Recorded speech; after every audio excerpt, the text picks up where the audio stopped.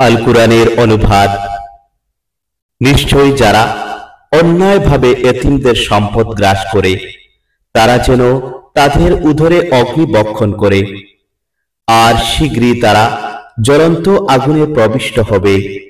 সূরা আন-নিসা আয়াত 10।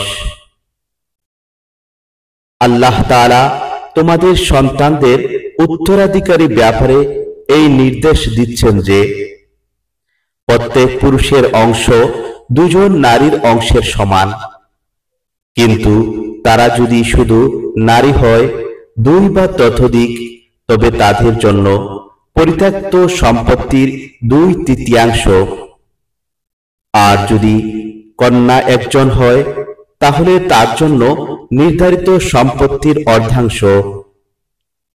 যদি মৃত ব্যক্তির কোন সন্তান থাকে তাহলে তার পিতামাতা প্রত্যেকের জন্য পরিত্যক্ত সম্পত্তির 1/6 নির্ধারিত হবে।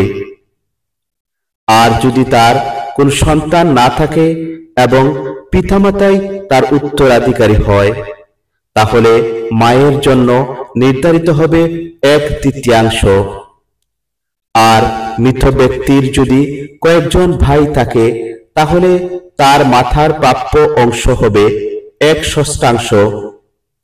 অবশ্য এই বন্টন নীতি কার্যকর হবে মৃত ব্যক্তি যে ওসিয়ত করেছে তা আদায়ের পর এবং তার ঋণ পরিশোধ করার পর।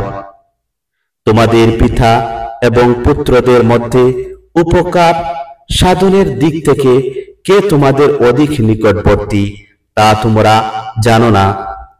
এই বিধান আল্লাহর পক্ষ হতে সুনির্ধারিত। নিশ্চয়ই আল্লাহ তাআলা মহাজ্ঞানী, প্রজ্ঞাময়। সূরা আন-নিসা আয়াত 11।